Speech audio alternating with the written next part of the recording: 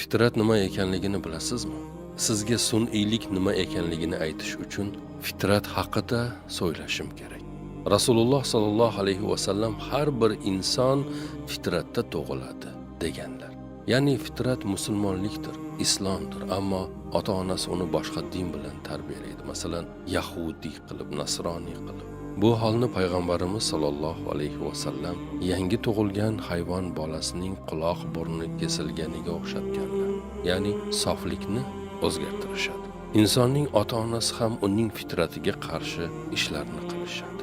Biroq fitrat, soflik, Allohga bo'lgan talpinish qalbda, ruhda g'oyib bo'lmaydi.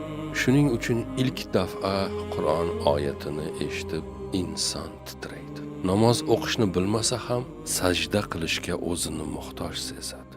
Buni tan olmaslik ayni fitratga qilingan bir isyon.